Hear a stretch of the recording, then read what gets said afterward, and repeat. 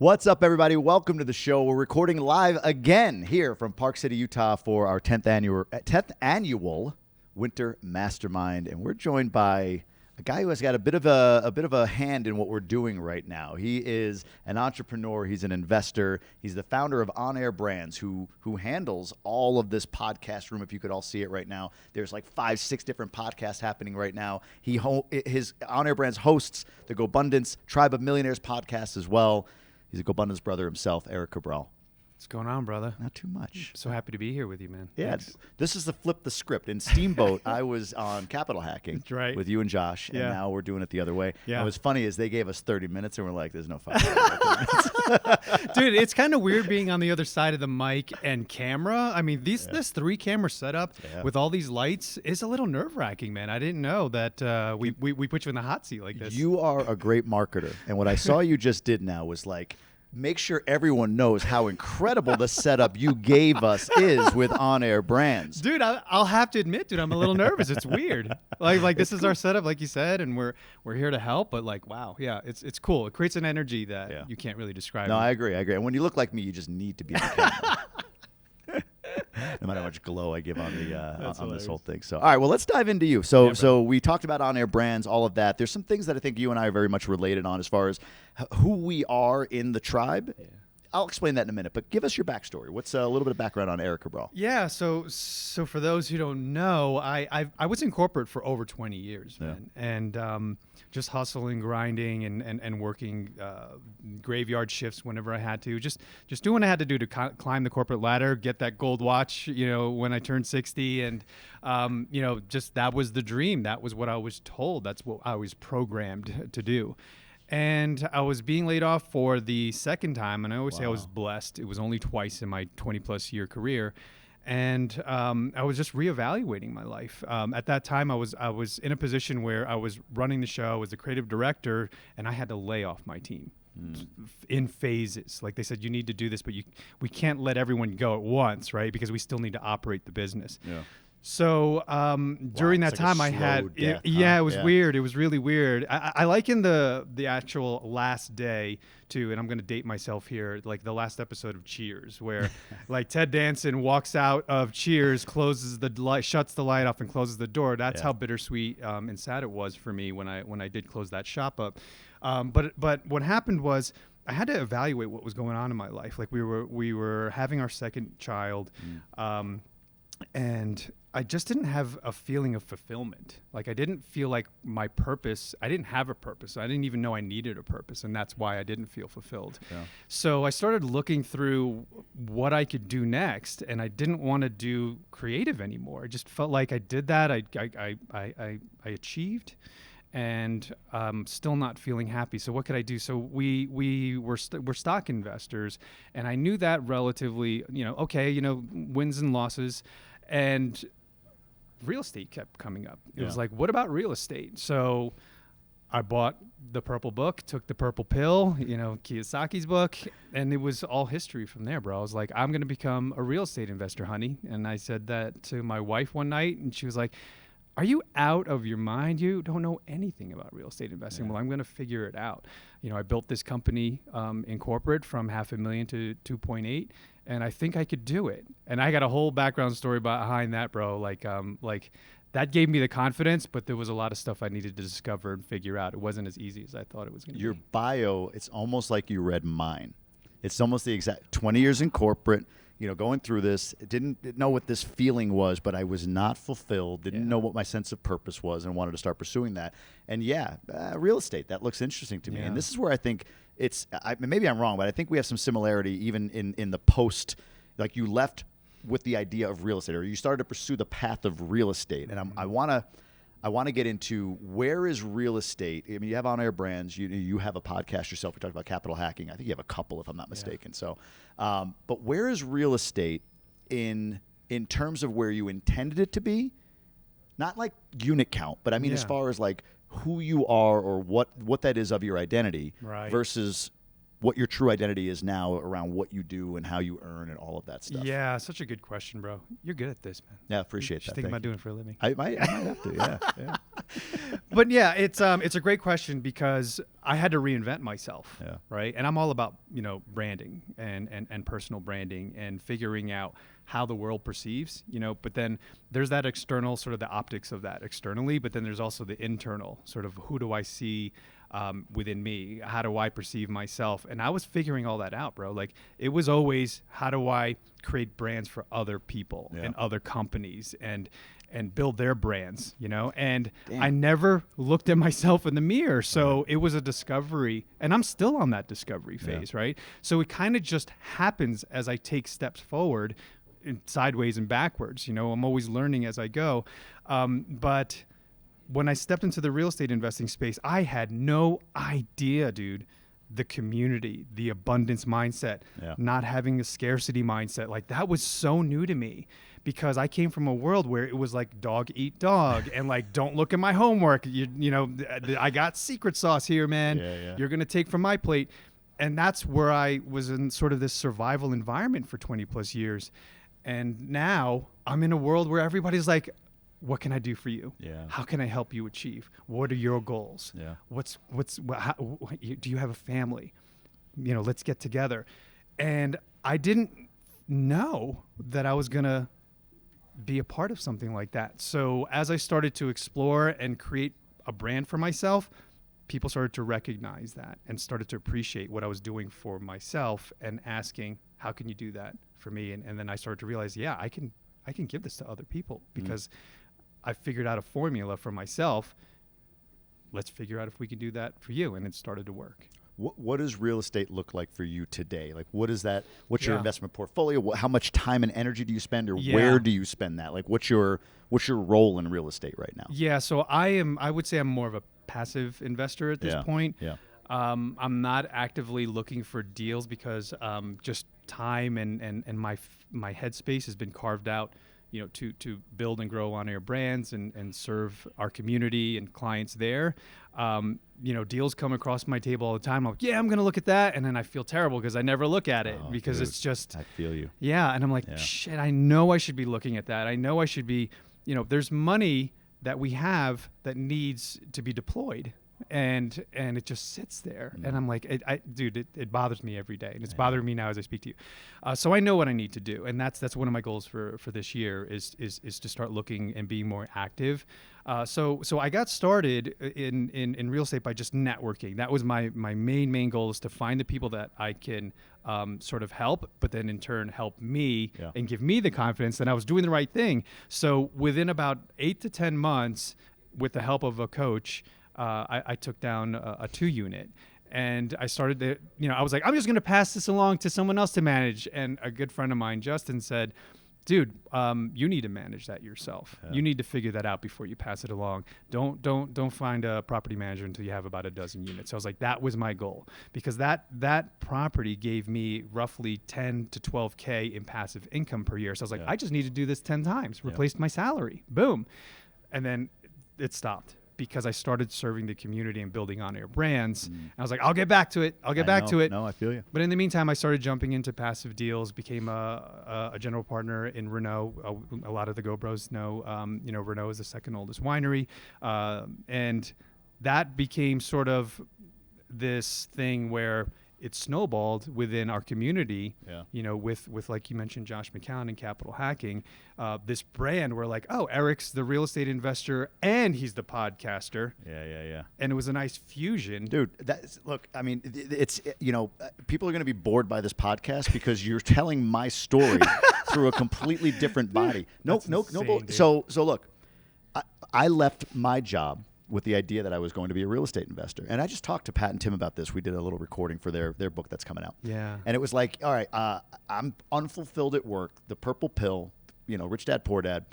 It made me say like, man, this makes so much sense, and real estate makes sense. And I love what real estate does for me to this day. I love what real estate is, what it does. I love the asset class, all of it, everything you would say as well. Yeah. But when I went into real estate, it was the same thing. Bought a 16-unit, managed it. And it was like, I love that we got cash flow, but I don't want to manage this damn thing. Right. I don't want to be in operations in real estate. And then I pivoted to like, I have the community. I built this brand, multifamily and more, right? And that became like, oh, this is cool. I can build a brand and I can raise some capital and get deal flow from it, sure. But I just like doing the brand part of it. Yeah. And then that pivoted to Emerge, Ascend, and all these other things. So I think what you're saying, I say, is like real estate is there. It's something I love doing. It's something I love having. But my time and energy goes into the brand. And I'll be honest with you, in this room this week, we sat down. I don't know if you did the one-on-one thing on the first night, but one of the questions was, what do you hope to get from this week, and what do you hope to give? Give was easy. I love connecting people. Like, how can I connect people? Easy. Get took me a minute. And what I think I want to get from this is, as much as I'm out in front with GoBundance, as much as I'm a champion for this community and everything, I have that thing in me, like, I'm not a true blue real estate investor like some of these guys We talked about this. We have, right? I have to be okay with showing up in the room and not like having to drop in like fancy terms to make them feel like I'm credible in the real estate space, but embrace what I am, which is an investor. And I partner with Quantum like you are with Josh, because I have a role in that serves my best and highest use of me in real estate versus me just being everything in real estate and forcing myself to be a real estate investor because I should. Right. So like when you say you should look at these deals, I disagree. I think that procrastination is telling you, don't. Wow. Be the passive investor. Partner with Josh or whomever and have a role there that serves you, that serves him. Right. And that's how you're going to unlock yourself in real estate. I don't know. That you just like lit a fire in me, bro. That was unbelievable. Dude, I was getting chills where you're talking because, I mean, we connect off mic all the time about this stuff, that imposter syndrome. And I was actually talking to Hyben as well about it. And he told me he gets that. This is without me saying it. He was saying I get imposter syndrome. And I was like, man, he has no idea how powerful that is to me. Yeah. Because, I guess there's always that little bit of something in you that's like, hey, man, what if, or are you doing this enough? Or this, we're always striving to be better, and we're always trying to figure out ways where we can unlock the answers, especially in the pillars. Right. Especially in all these pillars, because as, the elders have so, brilliantly sort of distilled what happiness is for people who are like us, overachievers, alpha males, these are the things, this is the chemical, these are the ingredients to cook up the perfect life for yourself. At least not perfect, but as close as you can get to it. Yeah. And to hear the elders say that to us, that they're still trying to figure it out. Right. I'm like, holy shit, man. It just makes you realize that there's never a there. Yeah. Right? It is the journey. It's the journey. I mean, if you were to say to you 3 years ago today, if you could magically go back and say this is going to be your life, 3 years ago you would say, oh man, that is epic. I've arrived. But today you're just still looking at the ideal, like what's to come next. And I do the same thing. Like if you told me 3 years ago, I mean, I came back, I think I told you, to Park City off of a 3-week trip to the Dominican Republic. I prioritized lifestyle freedom once I joined this community, and I was held accountable to that, and I achieved it. Lifestyle freedom. 3 weeks in the DR, come here to Park City through Boston. I meet up with a few GoPros. It was epic. I love that stuff, man. But I get here and it's like, oh man, I'm out of sorts. Are my businesses going? Like I'm all like, I'm such a bad entrepreneur. Like I'm terrible at this. I can't believe I'm doing it. But you get into this place where, like again, if I were to go back a year or 2 years and say this is what your year is going to be like next year, I'd be like, that's amazing. But all I could see is in front of me. How do you deal with that? Celebrating the small wins. With first with my wife, and then with my team, with my business partner, just every day, gratitude and appreciation, right? And making sure that I appreciate everything that I have in life, so that when the hurdles come, right, when the challenges are there, you have the muscle. They have the muscle memory. You have the strength to get through those times, because those times, right, this too shall pass. It's always temporary. How long and how you process that information and the story you tell yourself and the lessons learned, because that's the thing, is celebrating the wins, but then also celebrating the failures and figuring out what happened here and how can I improve and how can I learn from what just happened and be better next time something like this occurs. And that is tough, man. It's hard to look in the mirror, because it's like, I'm just going to move on. Okay, this is the story. That didn't work out. I'm moving on, right? And next. But no, it's like, process that information and figure it out so that next time you got this, right? And maybe it's not the perfect answer, but you did better than the last time. Right. And those incremental steps, and having our dude, this community has, I don't want to get emotional, but if I think about it too much, it's the Go Pods, the micro tribes, the podcast, everything about GoBundance is built upon authentic relationships. Yeah. And I know we're going to get there. I know you're going to ask about but that's the pillar to me that really, really helps me the most and helps others the most for me, because then I am able to connect with people on a deeper level. And then I'll segue into extreme accountability, which is another pillar of ours. The GoPod, which is, and you want to explain to people what the GoPod is, and then I'll tell you what that does for me. Collection of 3, 4, 5 guys in a group. We meet every week. We anchor in like, hey, here's where I'm trying to go, and these guys hold me, hold you, whoever those guys are, accountable to the version of you say you want to be. Exactly. Yeah. And we do that through many different ways. We use tools like the One Sheet, and it's no holds barred. Like, you're in the ring, and the thing is, you're in with bros that know you, whether you like it or not, and you get what you put into life and GoBundance and the micro tribes and the GoPods, because in order for us to get the answers we need, we have to be vulnerable. Yeah. And when you become vulnerable and you open up everything in your life, your family life, your financials, your goals, every single thing that pushes you forward, man, there's the magic. Yeah. Because then now you can get true feedback from people that actually care about you, right? And they're being tough on you because they give a shit. Yeah. Right. And that's what is powerful. And that's what everyone who's listening, if you don't have that in your life, please find it, whether that's through friends, family, someone in your life, a friend from your childhood, and being able to surround yourself with people that are doing the same thing and trying to achieve more in life. Yeah. Man, it really inspires and adds fuel to the fire for yourself. I think most of us would find that at a point in our life where we've achieved something, we were intentional with who we surrounded ourselves with. Maybe not knowingly intentional, but intentional. You want to get to a certain level of job, you surrounded yourself in that company with the people at that level of job, right? And it's the same thing. If you're intentional about who you surround yourself with, you can be vulnerable. You can open up. You can get deep on, like, this isn't going well with my wife, or this isn't going great for me from a financial perspective. Like, it's not like, pounding your chest and up and to the right all the time. Yeah. So you talk about being the alpha male and all of that stuff, and we've got to start to wind down, otherwise Sophie might throw us out. But one thing that you have, I think, on any other male in this room, like, I don't know if you also, in addition to what I'm about to say you've done, I don't know if you also, like, kill turkeys with your bare hands or maul bears for fun on a Saturday, but you deliver your own children from time to time. I didn't see that one coming. That's one I haven't done myself.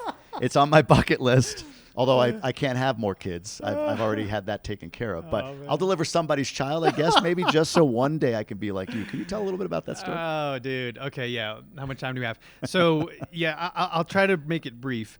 And I shared this with Jay Scott on Bigger Pockets, and then I got so much love from that, and people on my own team in life had no idea, and I had an opportunity to do that from the stage here, Aspen. in Aspen, and that was such a blessing. That was so memorable. Like, I had to ask you about that here, so go for it. But yeah, I mean, who knows, right? In life, you never know what's going to happen, right? You have to expect the unexpected, and we thought we were just going to get to the hospital, as everybody does. We had our first in a traditional sense. And my wife said, and our daughter Natalie said, no, that's not going to happen. We didn't make it to the hospital, and on the drive there, my wife, and this is the one part of the story. It's about a 10-minute story that I've distilled it down to, but I'll do it in like 2 minutes. Dude, I'm laser focused when I drive. Like, I don't look at houses. I don't get distracted. I am like I'm like a pilot. I'm a fighter that looks forward.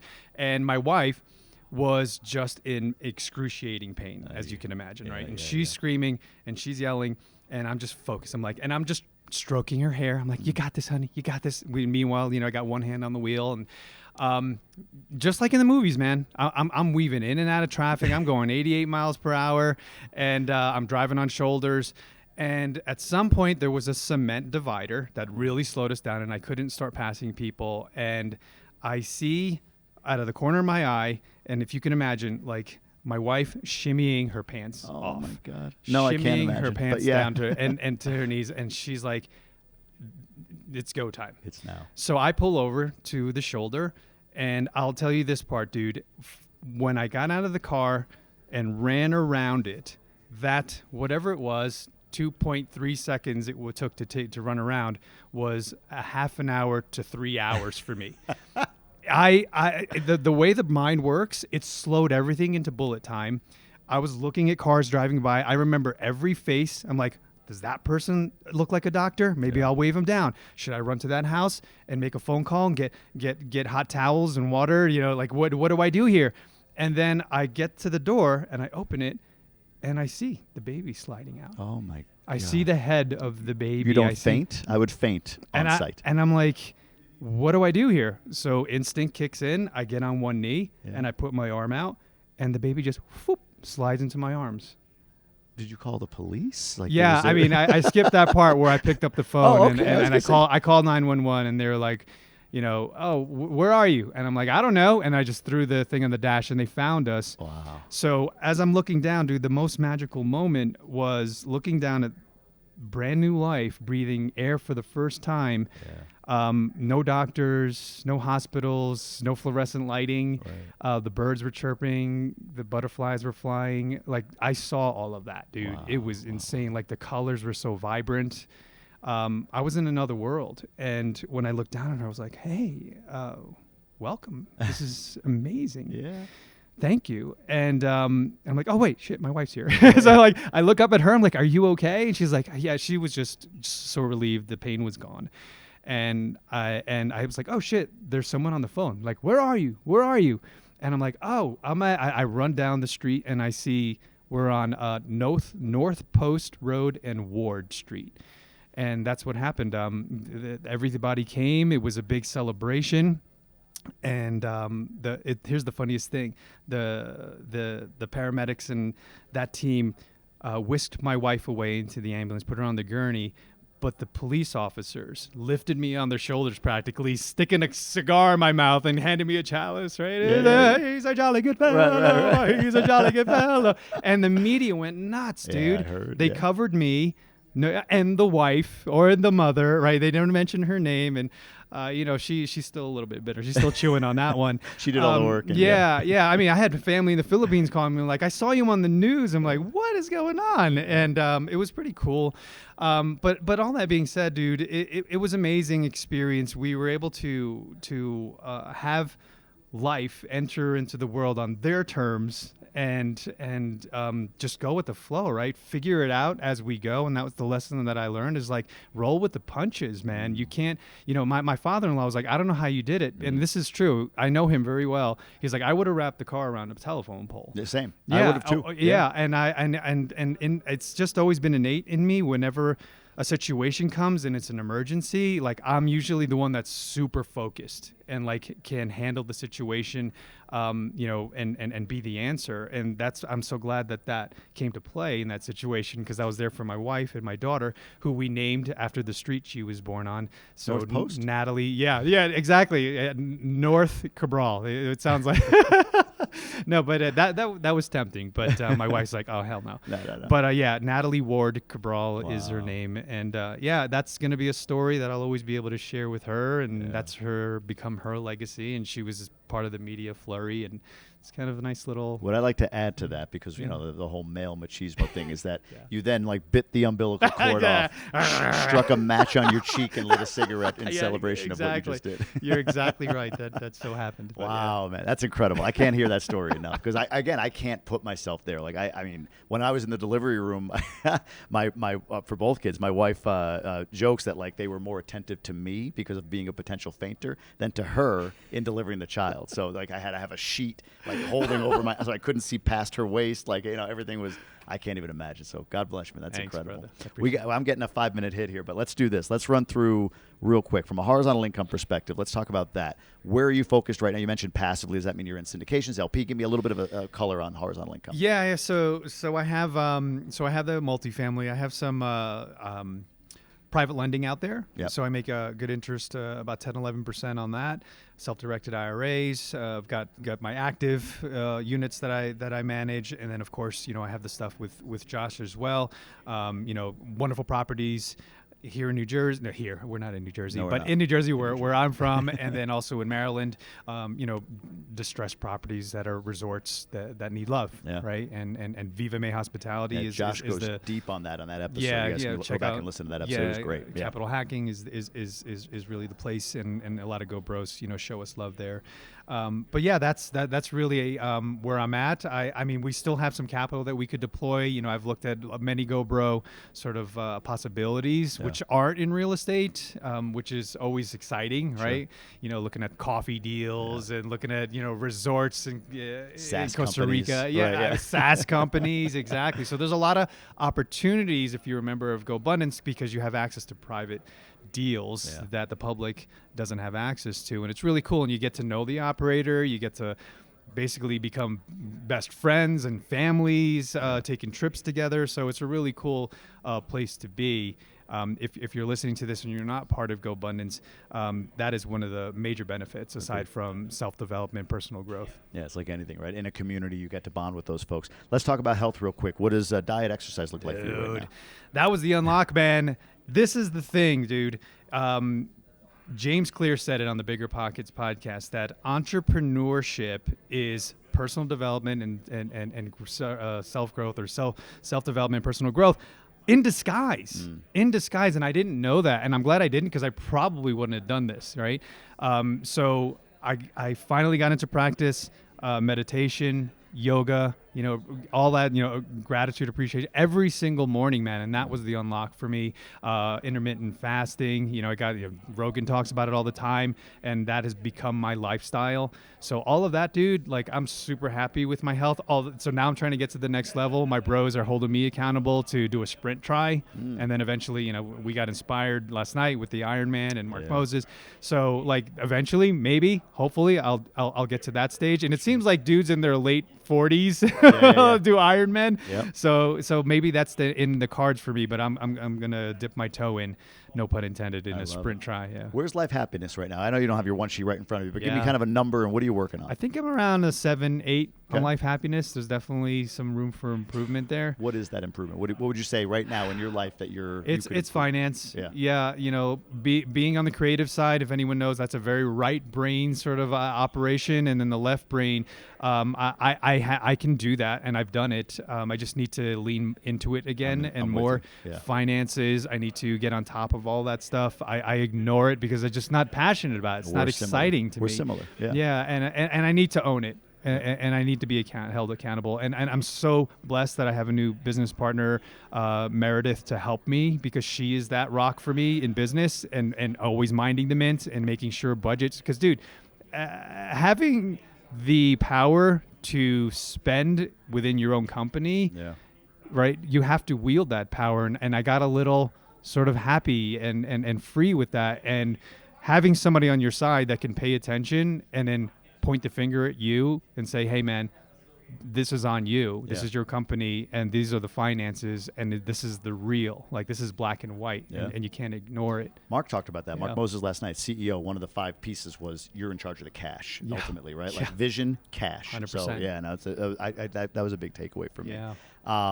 Okay, we talked about relationships. We've touched on most. Again, we're running out of time here. Let's just do this. We're going to wrap it with a question from the GoBundance card game. And I pulled it up in advance. The king of clubs, that's what that is. Clubs and spades confuse me. What is the most ridiculous little-known fact that you know? The most ridiculous little-known fact? Yeah. Oh, dude. Let's think for a second, and we don't have a second. The most ridiculous little known fact. It's something to do with movies, man. I'm a big movie buff. Gotcha. Let's see. Okay, Tobey Maguire in the first Spider-Man, when filming going into the second, hurt his back in Seabiscuit.